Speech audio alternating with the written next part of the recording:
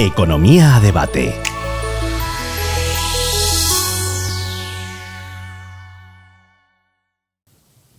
Muy buenas, soy Giuseppe Tringali y bienvenidos en el periódico El Debate. Hoy estamos aquí para presentaros un nuevo espacio dedicado a la economía, a la macroeconomía y a la geopolítica. Un espacio mensual que inauguramos hoy a la presencia de un economista muy conocido, de un profesor de economía y finanza y un asesor y gestor, sobre todo, de fondos. Hablo de Daniel Lacalle. Buenos días. Muy buenos días, ¿cómo estás? Un placer, Daniel, tenerte muy bien, aquí. Un placer para mí. A inaugurar, además. Inaugurando, es un gusto.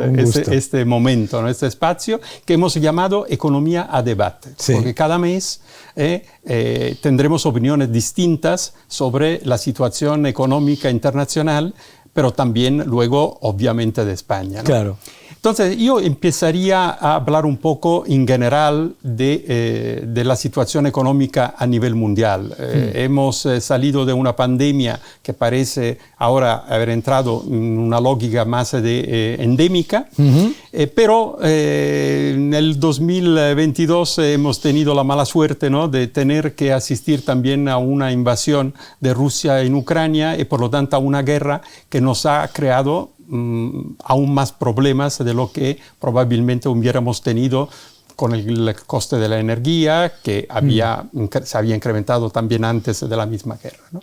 Entonces, el mundo se está enfrentando otra vez a problemas importantes. Entonces, ¿qué está pasando a final de este año? ¿Cómo, después de un año casi de guerra, cuáles son las previsiones de clausura de este año? Empezando por el PIB mundial. Y luego tratamos los países, los estados.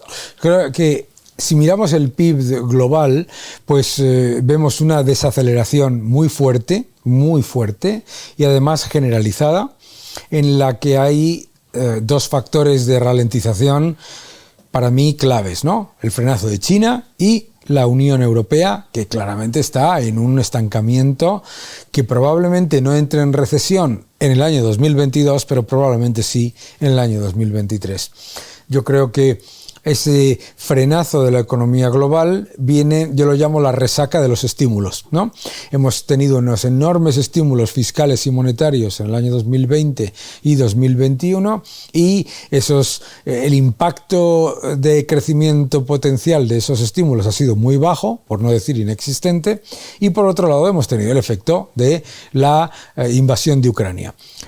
Curiosamente, el efecto de la invasión de Ucrania ha durado relativamente poco, porque el precio del petróleo se disparó, el precio del grano, de los cereales, del trigo, etcétera, se disparó al principio, pero vamos a cerrar el año 2022 con el precio del petróleo ya en negativo, desde principio de año, con el precio del trigo en negativo, aluminio, cobre, etcétera. Y ese efecto de, digamos, cambio de tendencia de las materias primas está funcionando como un estímulo escondido para las economías desarrolladas. Es decir, estaríamos mucho peor. Claro. Entonces, yo creo que de cara a 2023 tenemos que tener primero en cuenta que el conflicto y la invasión de Ucrania se mantiene, que las tensiones entre Estados Unidos y China se mantienen, que el frenazo de China por la política de COVID-19, de COVID-0, probablemente se revierta y vuelva a estar creciendo a los niveles históricos y que eso haga que la contracción de la eurozona sea más rápida porque las materias primas vuelven a recuperarse, ¿no? Muy bien. Hemos hecho un poco un análisis general, ¿no? Ahora entramos un poco en los países. Empezamos por Estados Unidos, por América, decimos en general. Estados Unidos.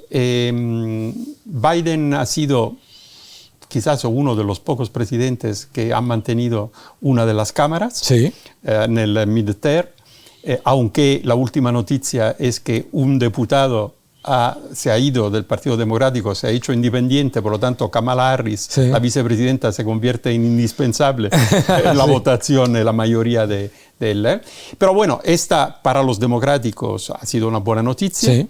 Y para los mercados financieros también probablemente da una perspectiva. Sí.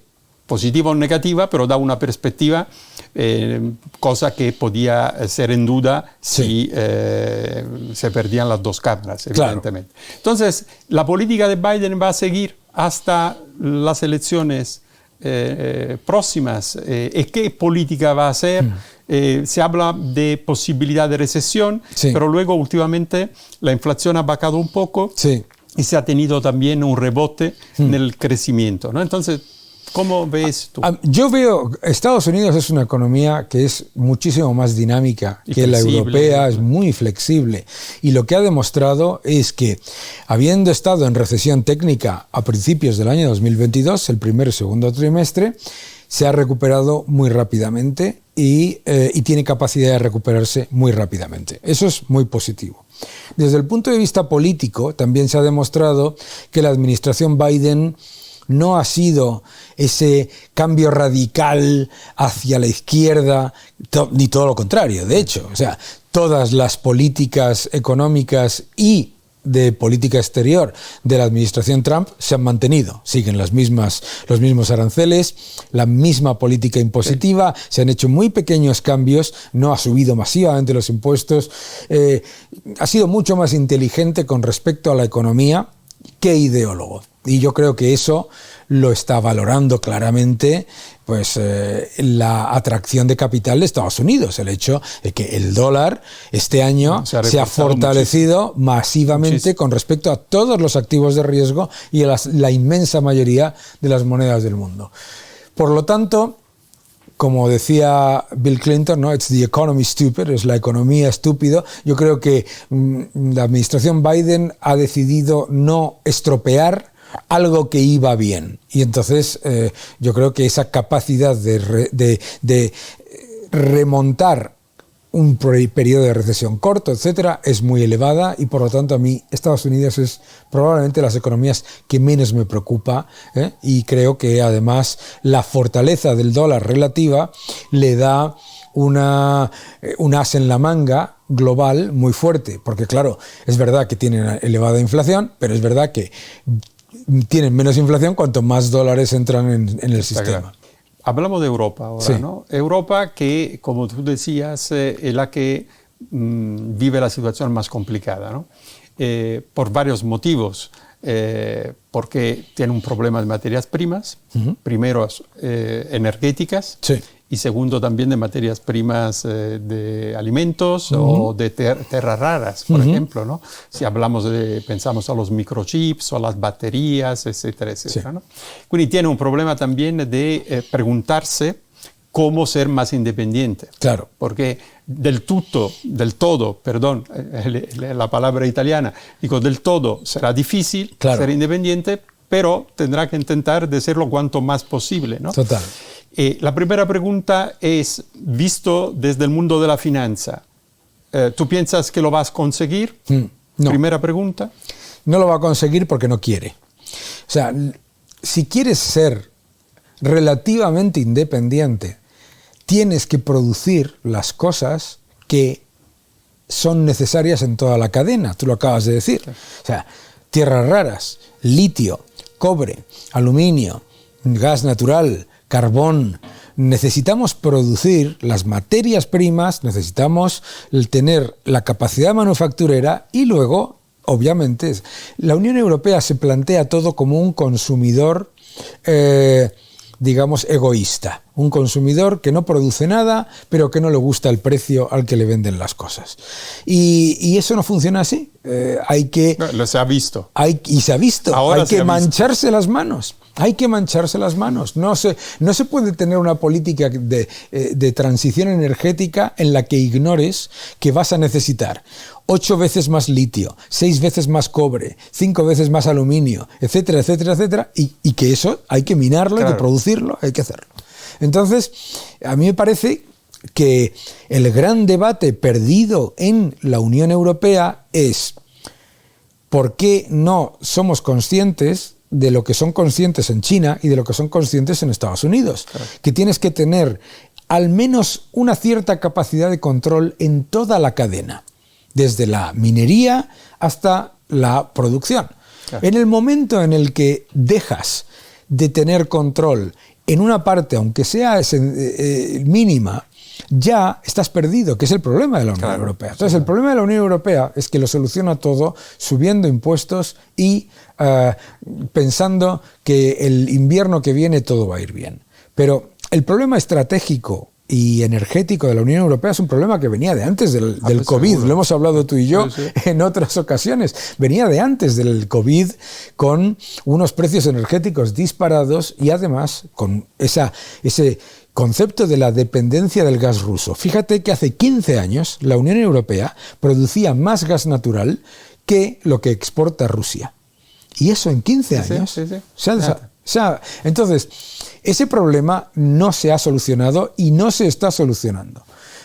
Y luego el otro problema de la Unión Europea es que no tiene grandes líderes tecnológicos. Tiene empresas tecnológicas pequeñas, medianas. No tienen unicornios. Pero no está en la batalla y en la hegemónica de la tecnología en la que están Estados Unidos y China, con liderazgo absoluto en no solamente patentes, sino en inteligencia artificial, etcétera, etcétera. Estamos, vuelvo a decirte, como un consumidor egoísta, que le molesta que el teléfono, el smartphone sea caro, pero no quiere producirlo. España, para concluir nuestra charla, que es lo que probablemente más interesa a todo lo que nos ven, ¿no? El punto de la situación económica en España, bajo el punto de vista, empezando desde el paro, y del cierre del año, ¿no? De un crecimiento. Y la previsión, yo me he leído algunas previsiones de FUCAS o de algunos bancos y tal, que hablan de un crecimiento por los primeros más reducido, decimos, pero un crecimiento. ¿Cómo veis España en este momento? Y relaciones también al dinero europeo, a los fondos europeos, que están siempre muy ligados a las reformas. Si estas reformas son coherentes con lo que Europa pide y las previsiones para el año que viene. Bueno, podemos empezar por los fondos europeos. Los fondos europeos han sido la mayor oportunidad perdida desde los otros planes Juncker, etcétera, previos. O sea, el efecto es absolutamente inexistente y además la ejecución es mala y el reparto es todavía peor. Entonces, los fondos europeos no podemos contar con ellos como un factor de crecimiento. La economía española. La noticia aparentemente positiva de que España va a escapar la recesión en el año 2022 no puede disfrazar el hecho de que teniendo un turismo que está siendo un auténtico éxito en cuanto a recuperación y que está siendo el verdadero motor de la economía española, estamos en estancamiento. Y para mí ese es el problema. ¿Por qué? Porque vamos al año 2023 con las estimaciones de FUNCAS del Banco de España de 0,8, 1% de PIB. Estamos hablando de que España tampoco en el año 2023 recuperará el Producto Interior Bruto del año 2019. Pero si quitamos el aumento masivo del gasto público y de la deuda, estamos en un estancamiento muy peligroso porque además con una enorme pérdida de poder adquisitivo de los salarios, con un empeoramiento generalizado del entorno empresarial, porque todavía tenemos 50.000 empresas menos cotizando que antes de la pandemia. Es decir, que ninguno de los impulsos, enorme impulso fiscal, más de 300.000 millones de deuda adicional, enorme impulso monetario, el Banco Central Europeo que recompraba el 100% de las emisiones netas de España, y el impulso de los fondos europeos sacan a España de un estancamiento que además, teniendo en cuenta lo bien que va el turismo no debería estar ahí, no debería. O sea, España ahora mismo debería estar creciendo al doble de los niveles que se van a publicar para el cuarto trimestre, considerando tal y como va el turismo, si todo el resto fuera bien. Y ese es para mí el gran problema, la oportunidad perdida. Que constantemente decimos, bueno, podía haber sido peor. Bueno, podía haber sido peor, pero seguimos perdiendo puestos con respecto a PIB per cápita, con respecto a otros países de la Unión Europea y con respecto a los países de nuestro entorno, y nos vamos empobreciendo. El problema de España es ese. Entonces, puede que el año que viene la economía crezca un 0,8 o un 1%, pues puede, pero me está diciendo muy poco.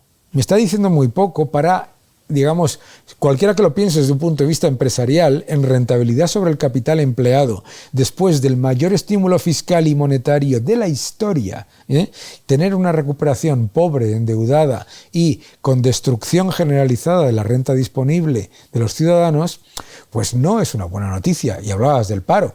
Aquí se habla constantemente de récord de empleo. Cualquiera de nosotros que viajamos por todo el mundo nos entra la risa por no llorar, ¿no? Tenemos la tasa de paro más alta de la OCDE. Además, y eso, esto es endémico. Y además, aquí. pero fíjate que se dice, es verdad, se dice, eso es endémico, pero es endémico y a eso le tienes que añadir otros 400.000 desempleados que no aparecen en las listas oficiales del paro, y mientras tanto, lentamente, Portugal y Grecia, que eran países que mirábamos, digamos, como con superioridad, van subiendo y van mejorando y van creciendo. O sea que no han vacado el paro, quiero decir. Claro, y no son endémicos. Resulta que ahora los líderes de paro somos España, no es Grecia. Resulta que ahora Portugal sale con más exposición al turismo, sale antes de la crisis pandémica que nosotros. O sea, para mí esa pérdida constante de puestos en la carrera, en la que nos vamos quedando atrás bajo la premisa de que no estamos tan mal, porque miramos hacia adentro en vez de hacia afuera, es lo que realmente me preocupa. Y claro, pues se intenta hacer un debate como político, no dirías esto si fuese con otro gobierno, pero tú sabes perfectamente que es al revés, que yo eso lo he dicho también con otros gobiernos de otros partidos, que eso no, que conformarse con ser uno de los que suspende pero no le echan de curso no es una buena política. Claro. Muchísimas gracias, Daniel. Ha sido un placer, como siempre. Un gusto. Muchísimas gracias. Un gusto. Gracias a todos y hasta la próxima cita. Hasta luego.